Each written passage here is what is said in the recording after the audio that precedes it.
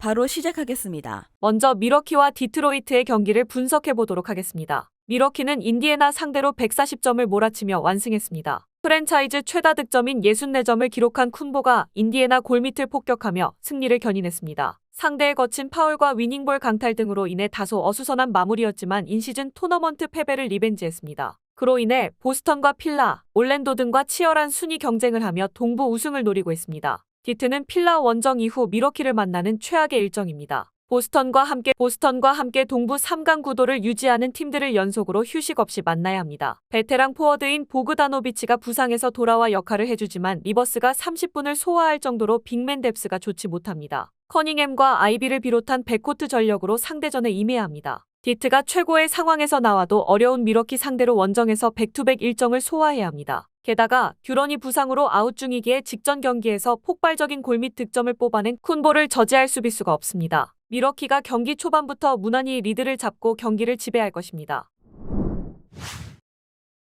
다음은 샬럿과 필라델피아의 경기를 분석해 보도록 하겠습니다. 샬럿은 뉴올에 이어 필라를 만나는 백투백 일정입니다. 라멜로 볼의 부상 이탈과 주전 빅맨인 윌리엄스의 부상이 있기에 부담이 큽니다. 비록 홈 연전이지만 주전 2명 없이 강적을 상대해야 합니다. 마일스 브리지스와 밀러, 헤이워드 등 프론트코트의 경쟁력은 있지만 로지어 외에 믿을 만한 백코트 자원이 없다는 점도 감안해야 합니다. 필라는 보스턴과 밀워키가 주도하는 동부 선두 경쟁에 뛰어들었습니다. 엠비드가 부상으로 2경기를 빠지며 고전한 시기도 있었지만 이제는 결장자 없는 풀핏의 전력입니다. 때문에 출전 시간 관리를 받을 수는 있지만 엠비드와 바툼 등 핵심 자원들이 결장하진 않을 것입니다. 맥시와 베벌리는 백코트에서 엠비드를 지원할 수 있습니다. 샬럿은 운동 능력이 좋은 브리지스와 밀러, 컨트롤 타워 역할이 가능한 헤이워드가 나서는 포워드 라인의 전력이 좋습니다. 그러나 윌리엄스가 부상 중이기에 리차드가 주전 센터로 나서야 하는데 엠비드를 제어할 수 없습니다. 해리스의 야투 감각도 올라온 필라가 중요한 1승을 더 챙길 것입니다.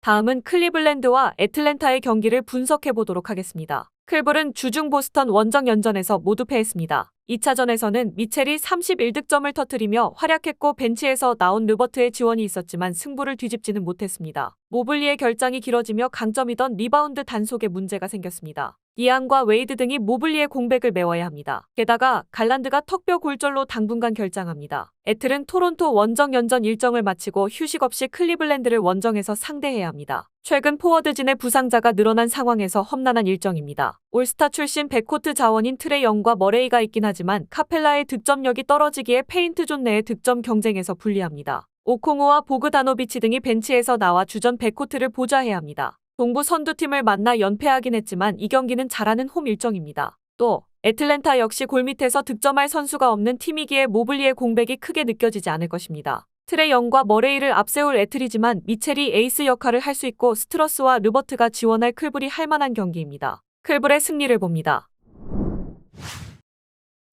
다음은 마이애미와 시카고의 경기를 분석해 보도록 하겠습니다. 마이애미는 1쿼터에 벌어진 점수차를 극복하지 못하고 첫 경기를 패했습니다. 벤치에서 나선 베테랑 케빈 러브와 루키인 하케스 주니어가 득점에 가담했지만 주전의 부진도 아쉬웠습니다. 특히 버틀러가 상대 수비에 고전하며 야투 성공률이 떨어졌습니다. 때문에 이 경기에서 연패를 피하기 위해 초반부터 전력을 다할 것입니다. 아데바요가 결장 중이긴 하지만 브라이언트와 러브 등이 골밑에서 리바운드 대결을 크게 밀리지 않고 있습니다. 시카고는 나란히 20득점 이상을 터뜨린 드로잔과 부세비치, 코비 화이트를 앞세워 원정 연전 첫 경기를 승리했습니다. 외곽이 특히 잘 들어간 경기였는데 4개를 성공한 화이트를 비롯해 도순모와 윌리엄스 등의 3점이 폭발했습니다. 그러나 수비진의 핵심 코어인 카루소가 그 경기에서 5분 만에 부상을 당했기에 이 경기 출전이 어렵습니다. 비록 첫 경기를 내주긴 했지만 부세비치와 드러먼드가 나선 시카고 상대로 제공권 경합에서 밀리지 않은 건 인상적이었습니다. 친정팀을 다시 상대할 버틀러가 절친인 드로잔 상대로 경기 내내 집요한 포스트업 공격으로 득점에 가담할 것이고 로빈슨과 라우리가 외곽에서 지원할 마이애미가 승리하고 리벤지에 성공할 것입니다.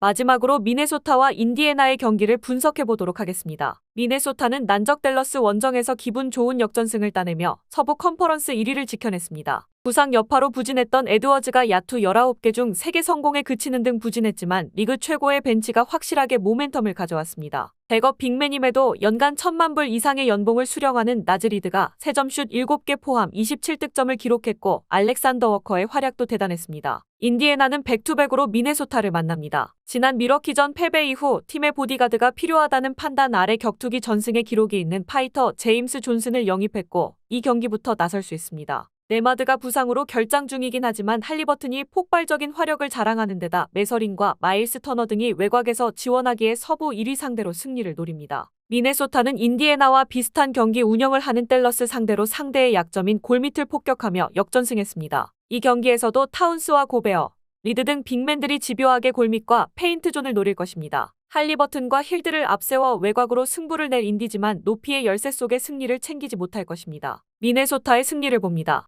영상에서 알려드리는 내용들은 모두 1차 분석 내용들이며 2차 분석과 최종 조합픽은 영상 하단 고정 댓글 링크로 문의 주시면 안내 도와드리도록 하겠습니다.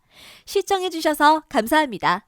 아직도 혼자 분석하고 계신가요? 이슬TV 스포츠 정보방에서는 실시간 스포츠 커넥션을 통한 소통하는 관리 시스템으로 확실한 수익을 전해드리고 있습니다.